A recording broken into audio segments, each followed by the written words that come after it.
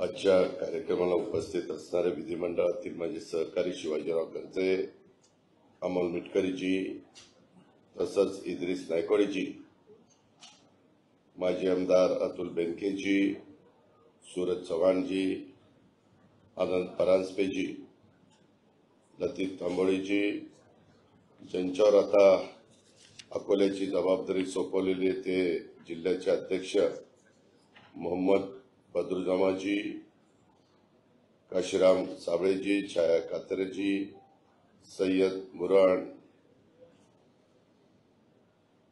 बुराणजी,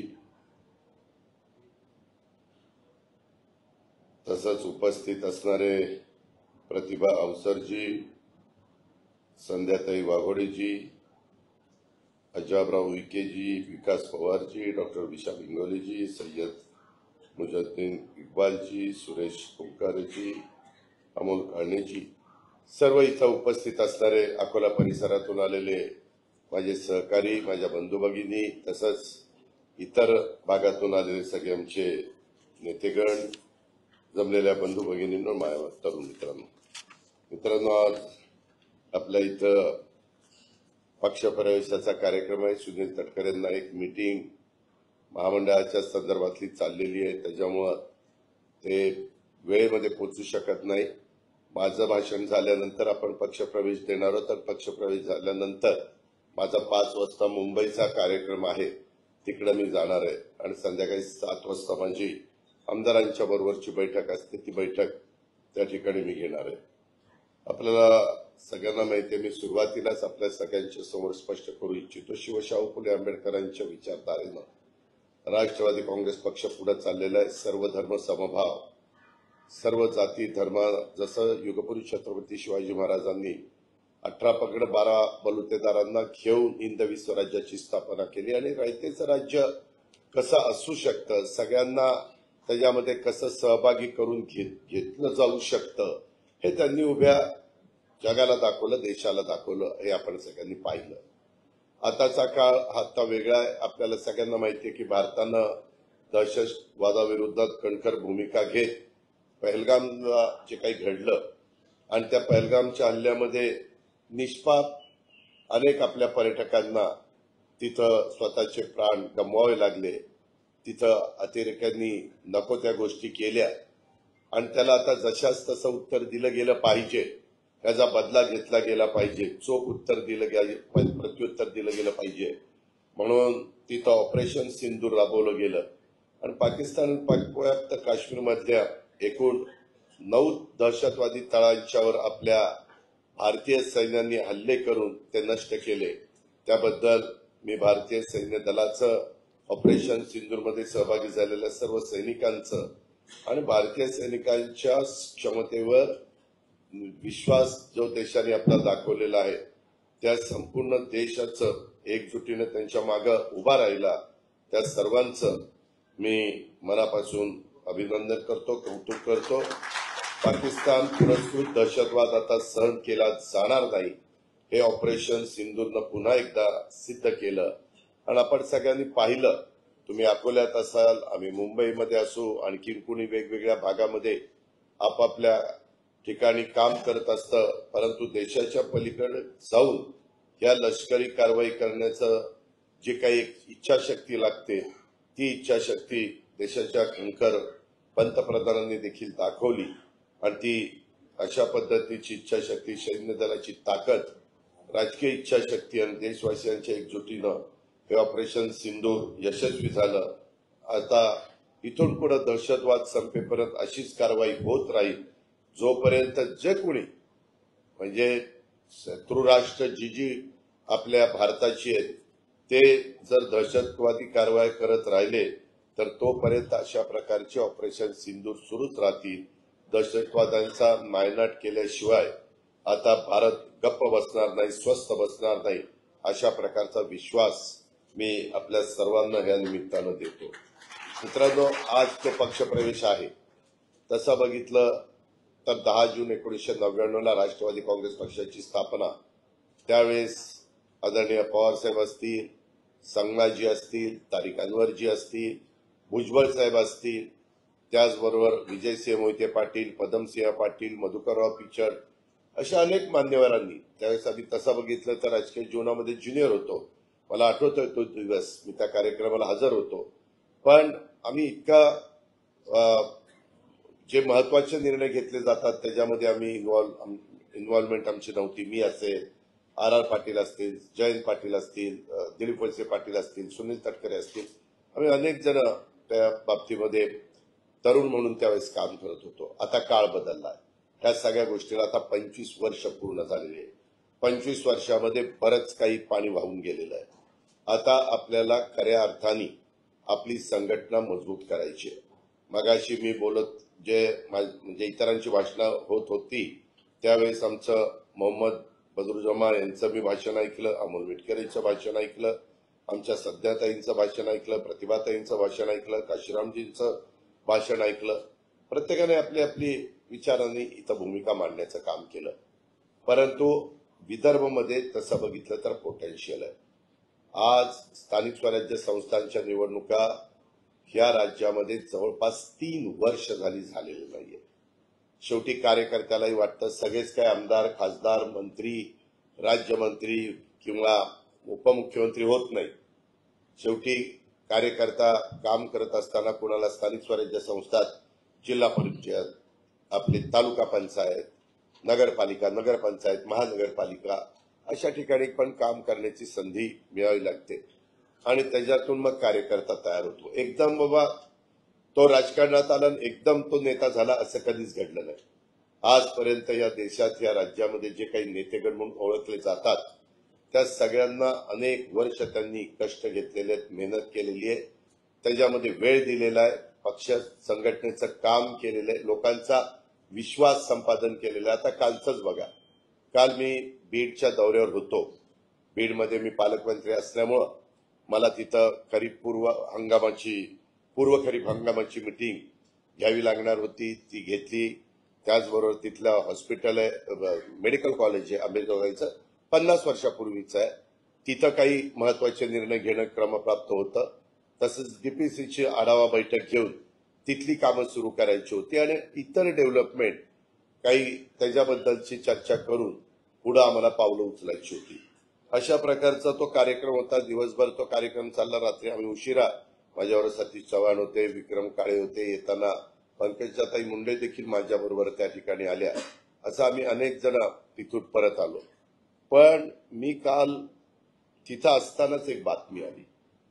आपले आमदार नांदेडचे प्रतापराव चिखलीकर यांनी काहींना प्रवेश दिला.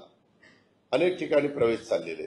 आता देखील मला काही माझे मालेगावचे वडीलधारी मान्यवर भेटले आणि ते म्हणले की अजय, तितके दिवस आमचा कुठला राजकीय पक्षाची संबंध नव्हता, आता आम्हाला असं वाटतं की तुझ्याबरोबर काम करावं आणि तू सगळ्यांना घेऊन जातोय, सेक्युलर तुझी विचारधारा आहे आणि त्या पद्धतीनं आम्हाला तुझ्याबरोबर काम करायचंय. मी काय त्यांच्याशी बोलायचं ते मी शिवाजीरावांना सांगितलेलं आहे. मी त्यांच्याशी बोलीनच, कारण शेवटी चर्चा करून मार्ग काढावा लागतो. पण माझी सर्व कार्यकर्त्यांना, शिवाजीराव गर्जे तुम्ही असाल, अमोल मिटकरी असतील, त्याच्यामध्ये सूरज चव्हाण असेल, लतीफ तांबोळी असतील, आमचा आनंद परांजपे असेल, जे कोणी इथल्या ऑफिसचं काम बघतात त्या सगळ्यांना सूचना आहेत. मी आज माझ्या आमदारांच्या बैठकीत आणि मंत्र्यांच्याही बैठकीमध्ये सांगणार आहे की काल अशा एका व्यक्तीला प्रवेश दिला गेला की तो प्रवेश देण्याच्या योग्यतेचा नव्हता.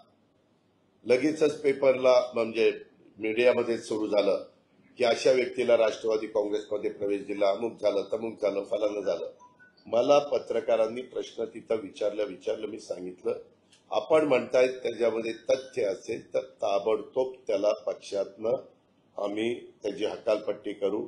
त्याला पक्षात प्रवेश दिलेला असला तरी तो प्रवेश आम्ही नाकारू, कारण शेवटी मी पक्षाचा अध्यक्ष आहे, मला पूर्णपणे अधिकार आहे. मी काम करत असताना ज्याच्यातनं पक्षाची प्रतिमा खराब होईल, ज्याच्यातून बदनामी आपली पक्षाची होईल, ज्याच्यातून जनमानसाची आपल्या पक्षाकडे बघण्याचा जो दृष्टिकोन आहे तो त्या ठिकाणी अडचणीमध्ये येईल, असं कुठलंही काम आपल्याला करायचं नाही. वेळ पडली तर 2 कार्यकर्ते कमी असले तरी चालतील, पण ते जीवाभावाचे कुठल्याही बाबतीमध्ये त्यांची प्रतिमा जनमानसामध्ये स्वच्छ असली पाहिजे. उद्याच्याला कुठली भगिनी किंवा कुठली आमची महिला माता काम घेऊन आल्यानंतर आपण आपल्या भावासमान व्यक्तीकडे काम घेऊन चाललोय किंवा वडील समान व्यक्तीकडे काम घेऊन चाललोय किंवा मुलाच्या समान व्यक्तीकडे काम घेऊन चाललोय, अशा प्रकारची भावना तिच्या मनामध्ये असली पाहिजे. ह्या पद्धतीनंच पक्ष चालेल. मी आल्यावर आज आता म्हणजे भेट झाली तर मी विचारणार आहे, आपण घाई गडबडीमध्ये कधी कधी नीटपणे माहिती न घेता आत्ताचा पक्षप्रवेश हा मोहम्मद बदरुजुमा अध्यक्ष आणि अमोल मिटकरींनी केलेला आहे. मी पहिल्यापासून संध्याताई असतील, प्रतिभाताई असतील, त्यांना मी अनेक वर्ष ओळखतो, कारण आम्ही एकत्र काम केलेलं आहे. त्याच्यामुळे तो काही अडचण त्याच्यामध्ये येण्याचा काही प्रश्न नाही. पण ह्याची नोंद संघटनेमधल्या सर्वांनी घेतली पाहिजे, कारण बातम्या द्यायला वेळ लागत नाही. शेवटी बातमीदारांचं, मीडियाचं, पत्रकारांचं काम आहे. जर कुठल्या चुकीचं झालेलं असेल तर ते लोकांच्या लक्षात आणून द्यायचं. ते चौथा स्तंभ आहे, त्याच्यावर ते त्यांचं काम करतात. त्याबद्दल मी त्यांचं कौतुक करीन. पण आपल्याकडनं कारण नसताना असंच माझ्याकडनं एक चूक माझ्याकडनं झाली. पुण्यामध्ये मी असंच आमचा आजमबाई पानसरे, त्यावेळेस मी मला वाटतं पिंपरी चिंचवडचं जिल्हाध्यक्ष केलेलं होतं, त्यांना मी खासदारकीचंही तिकीट दिलेलं होतं. ते स्टँडिंग कमिटीचे चेअरमन होते, महापौर होते, अनेक वर्ष आपलं ते काम करत होते. आता त्यांची तब्येत पूर्वीसारखी राहिलेली नाहीये, त्यांना काही गंभीर समस्या निर्माण झालेल्या आहेत. पण त्यावेळेस त्यांनी शब्द टाकला आणि म्हणले, दादा एकाला पक्षप्रवेश द्यायचा आणि तुम्ही पुण्यामध्ये आहे तर त्यावेळेस पक्षप्रवेश घेऊ. पक्षप्रवेश दिला. मी पण आजमबाईवर विश्वास टाकला की आजमबाई आपल्यामध्ये पक्षप्रवेश घेतोय. आजमबाई तर मी 91 पासून तिथं खासदार म्हणून काम केले, तुम्हाला माहिती आहे, पिंपरी चिंचवडमध्ये. आणि पिंपरी चिंचवडमध्ये या सगळ्या कार्यकर्त्यांना, अक्षरशः साध्या साध्या कार्यकर्त्यांना मी कुठं आमदार केलं, कुणाला मंत्री केलं, कोणाला आता विधानसभेचं उपाध्यक्ष केलं, अशा अनेकांना संधी आपण तिथं दिलेली आहे. तो भाग आला इथं. पण माझ्याकडनं ती नंतर चूक झाली, कारण ज्याला पक्षप्रवेश दिला ते गुंड प्रवृत्तीचे होते. तशा प्रकारच्या व्यक्तीला पक्षामध्ये अजिबात प्रवेश देण्याचं कारण नव्हतं. पण माझा कार्यक्रम संपल्यानंतर माझ्या लक्षात आलं. मी ताबडतोब नंतर सांगून टाकलं की हा पक्षप्रवेश माझ्याकडनं चुकीचा झाला गेलेला आहे. मला पूर्ण ह्याची शहानिशा नव्हती. नंतरच्या काळामध्ये तर आपण 15 वर्ष सरकारमध्ये होतो, म्हणजे साधारण बघा 1999 ते 2014 त्यावेळेस बऱ्याचदा आर पाटलांच्याकडे गृह मंत्रालय असायचं. एकदा 2.5 वर्ष का 3 वर्ष आमच्या भुजबळ साहेबांच्याकडे होतं, 10-12 वर्ष आर कडे होतं आणि 1 वर्ष जयंत पाटलांकडे होतं. अशा पद्धतीनं मला वाटतं 2008 ते 9 आर पाटलांना तिथं राजीनामा द्यायला सांगितलं होतं तेव्हा. पण आम्ही नंतरच्या काळामध्ये पक्षप्रवेश देत असताना थोडंसं डिपार्टमेंटला पण विचारायचं, व ह्याचं रेकॉर्ड कसं आहे. प्रत्येकाची फाईल असते. अजित पवारची फाईल आहे, इथं लतीफची फाईल आहे पोलिसांच्याकडं, शिवाजीराव गर्जेची आहे. जर त्यांचं रेकॉर्ड चांगलं असेल तर ते सांगतात नाही यांच्यावर. काहींच्यावर राजकीय गुन्हे असतात. तुम्ही ज्यावेळेस काम करत असता त्यावेळेस कोण शेतकऱ्यांच्यावर अन्याय झाला तर आंदोलन करतं, त्यावेळेस गुन्हा होतो. कधी कुठं काय आणखीन मुलांच्यावर, मुलींच्यावर पक्ष प्रवेशाच्या वेळेस, परीक्षा प्रवेशाच्या वेळेस, अशा वेगवेगळ्या प्रकारच्या गोष्टी तिथं असतात. तिथं कुठं एखादं काम होत असताना जनतेचा विरोध आहे म्हणून पण आपण आंदोलन करत असतो. अनेकदा आपण आंदोलन त्या ठिकाणी केलेली आहेत. त्यामुळे या गोष्टीची नोंद ही आपण सर्व सहकारी मित्रांनी घेतली पाहिजे. अकोल्यामध्ये आपल्याला बरंच काम करावं लागणार आहे. कुठलाच जिल्हा किंवा कुठलाही तालुका कुणाचंही एकट्याचं निर्विवाद असत नाही. मला आठवत आहे एकेकाळी राष्ट्रवादीची स्थापना झाली 99ला आणि त्यावेळेस नंदुरबार जिल्हा काँग्रेसचा बालेकिल्ला. ते लोक इंदिराजींच्या शिवाय कुणाला नेता मानत नाही आणि त्याच्यावर तिथं आपल्याला काही उपयोग नाही असं सगळे बोलायचे. तुम्हाला सांगतो त्याच्यानंतरच्या काळामध्ये डॉक्टर विजय गावित त्यांना आम्ही संधी दिली. विजय गावितला संधी दिल्यानंतर आम्ही पक्षाने त्यांना मंत्री पण केलं. त्यामध्ये त्यांनी इतकी चांगल्या पद्धतीनं त्या दुर्गम भाग, आदिवासी भाग, डोंगराळ भाग, काही काही भागामध्ये शिक्षक जायला देखील अडचण. म्हणजे मला आर पाटील आता बिचारे नाहीये, पण खरं सांगायचं कुणाला माहिती गोष्ट, पण मला म्हणलं दादा तुम्हाला माहिती, म्हणलं काय रे झालं, म्हणलं मी एकदम अक्कलकुव्याला पार तिकडं गेलेलो होतो, कोपऱ्यातल्या गुजरातच्या बॉर्डरला, आणि तिथं बरंच चालावं लागलं, आणि तिथं एकाचा सत्कार होता. तर कुणाचा सत्कार होता, तर म्हणले एका शिक्षकाचा सत्कार होता, आणि त्या शिक्षकाचा संध्याकाळी आराने सत्कार केला. सगळी भाषणं जोरात झाली. आर तर भाषणाला फारडा वागता, त्याच्यासारखं वक्तृत्व आजही कुणाला जमणार नाही. समय सूचकता किंवा बरोबर ह्यांची समोर बसणाऱ्या श्रोत्यांची नाडी त्या बरोबर ओळखायचा, त्या पद्धतीनं आर समोरच्याला पटेल अशा पद्धतीनं कुठली गोष्ट समजावून सांगण्याचं काम करायचा, आणि तो सांगत होता. नंतर दोघा तिघांनी विचारलं, साहेब हे सत्कार झाला, हे सगळं झालं, पण कशा करता सत्कार केला? तेवढ्यावर तुमच्या गावातला चांगला शिक्षक म्हणून त्याचा सत्कार केला. ते म्हणले आज पहिल्यांदाच बघतोय आम्ही ह्याला इथं गावात, म्हणले पहिल्यांदाच बघतोय. असंही म्हणजे काही काही वेळेस आता काळ बदललाय, आता बरंच आलंय, थंब आलंय, अनेक गोष्टी आलेल्या आहेत, आणि त्याच्यामुळे तिथं जावं लागतं. नाही तर पूर्वी असं म्हणतात, पूर्वी आताचे शिक्षक चांगले आहेत कारण मला त्यांची गरज आहे, उगीच काहीतरी चिडायचे ते. पूर्वीचे शिक्षक असे करायचे की स्वतः शिक्षक ती दुसऱ्याला कामाला लावायचे, ती तिकडे शिकवायला पाठवायचे, आणि पगार हे घ्यायचे, त्याला 5-10 हजार रुपये काहीतरी तिथं द्यायचे. असे प्रकार पूर्वी चालायचे, आता नाही. आताचे ते फार सुरळीत वागतात, चालतात. ही गोष्ट आपण लक्षात घ्या. तर त्याच्यामुळं आज संध्याताई असतील, आमच्या प्रतिभाताई असतील, हाजी सय्यद बुरान असतील, आमचे सय्यद मुजाहिद्दीन असतील, काशीराम साबळे, सुरेश ओंकारे, त्याचबरोबर आचल ओंकारे, विकास पवार, अजाबराव उईके, डॉक्टर विशाल इंगोले, आणि इतर अनेक तुम्ही मान्यवर आले, तुमचं मी मनापासून स्वागत करतो. आज आम्ही एक आहे, पक्षामध्ये मी भेदभाव करत नाही. हा काल आलाय, हा आज आलाय, मग ह्याला कशी संधी द्यायची, हा पूर्वीपासून आहे. ज्याच्यात कर्तृत्व, नेतृत्व, समाजातल्या सर्व घटकाला बरोबर घेऊन जाण्याची क्षमता आहे, जो कुठेही मनामध्ये जातीवाद करत नाही, जो सगळ्यांना एक भारतीय या नात्याने बरोबर घेऊन जाण्याचा प्रयत्न करतो, अशांना आपण संधी त्या बाबतीमध्ये देत असतो. अनेक तरुणांना आपण त्या बाबतीमध्ये संधी दिलेली आहे. आताही तुम्ही मनामध्ये कुठल्याही प्रकारची भावना, कधी कधी काही चुकीच्या बातम्या येतात, त्याच्यातनं कृपा करून लगेच गैरसमज करून घेऊ नका. आजही आपल्याला, मी मगाशीच एक सांगायचं राहिलो त्या गोष्टीमुळं, त्यावेळेस तो आदिवासी जिल्हा हा नंतर राष्ट्रवादीचा बालेकिल्ला झाला. तिथं संपूर्ण जिल्हा परिषद एकतर्फी डॉक्टर विजय गावितनं आपल्या पक्षाची तिथं आणली. म्हणून मी म्हणत होतो की सांगायचं तात्पर्य की कुठली कुणाची कायमची मक्तेदारी नसते. आपलं एखाद्या ठिकाणी राष्ट्रवादी काँग्रेसमय वातावरण असलं आणि तिथला कार्यकर्ता ज्या प्रकारे लोकांशी जोडला गेला पाहिजे, लोकांचे प्रश्न समजून घेतले पाहिजेत, लोकांच्या अडचणी दूर केल्या पाहिजे, त्यांची कामं केली पाहिजे. 100% सगळी कामं होतात अशातला भाग नाही. आता मी येताना मला 7-8 कामं दिली. एकाने सांगितलं दादा दुधाचे 5 रुपये 7 रुपये अजून मिळाले नाही. मी रामास्वामीला फोन लावला परंतु तो अवेलेबल नव्हता. एकाने सांगितलं दादा इथं विश्वकर्माला माझ्या घरातल्याला ऍडमिशन त्या ठिकाणी पाहिजे.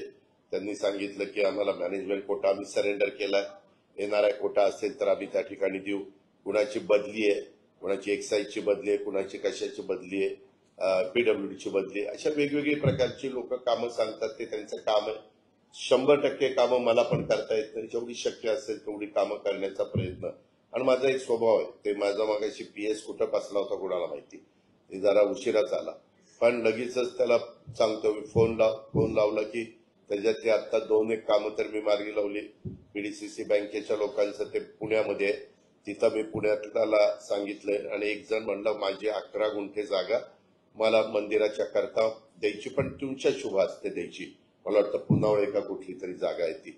अशा पद्धतीनं ह्या सगळ्या बरोबर आहे ना, तुझीच जागा आहे 11 गुंठे, मी ते पुण्याला गेलो देतो. म्हणजे सांगायचं तात्पर्य मी जरी तिथं जरा कडक बोललो तर सगळ्यांची कामाबाजी तोंडपाठक झाले गेले. तिथं हे काही असं चाललं.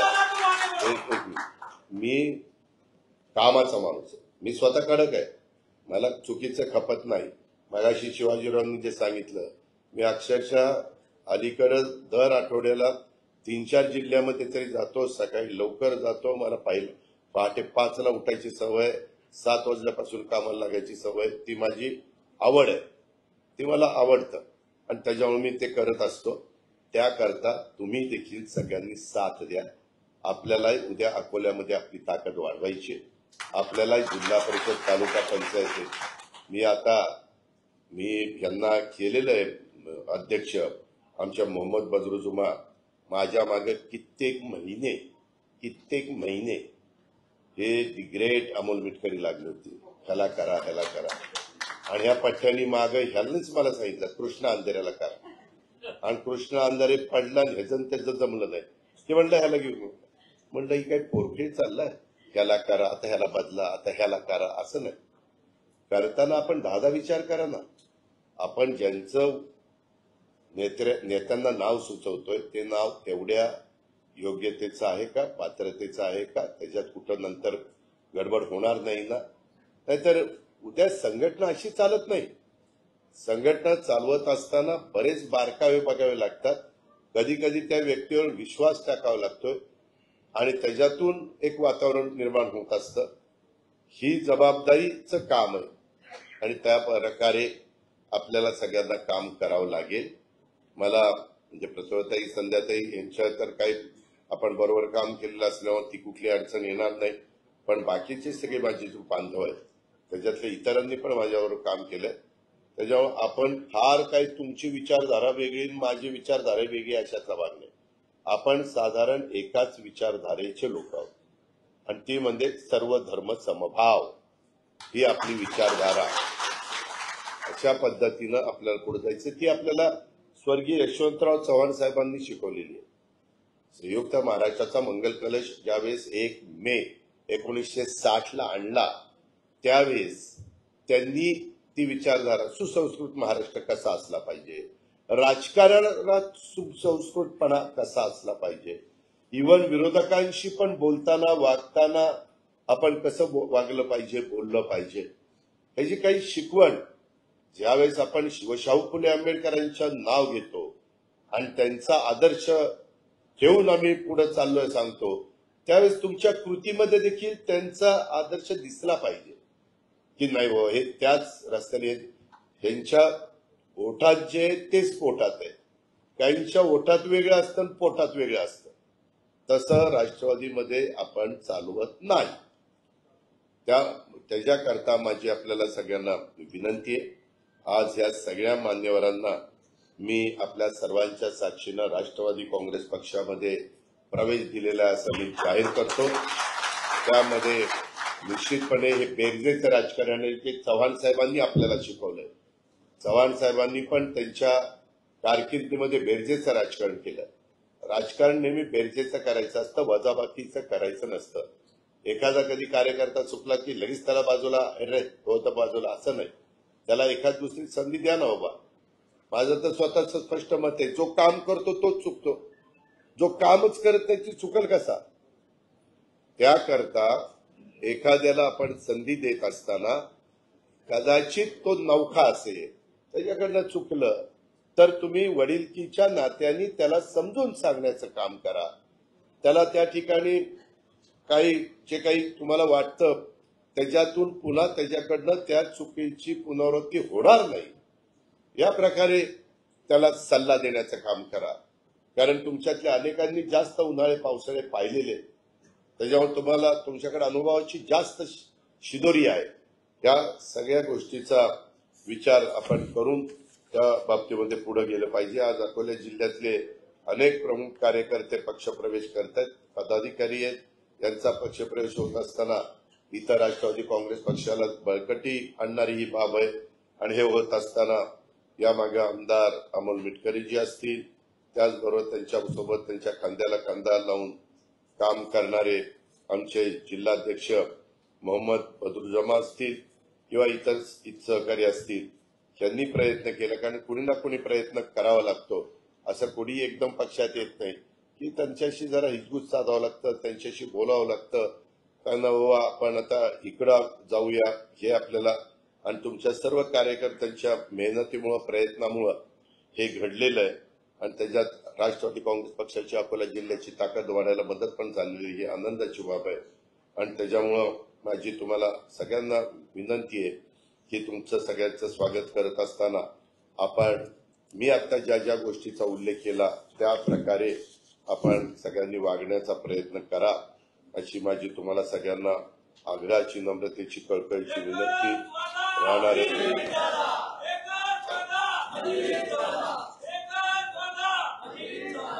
थांब जरा, आता ह्यांनी सभासद किती गेले रे काय माहिती का? आता थांबा, आता येणार असेल तर सभासद कसं करेल? आता पहिलाच पक्षात असेल तर सभासद केले असतील. कधी कधी मला अनुभव काय आहे तो म्हणून तेही सांगतो.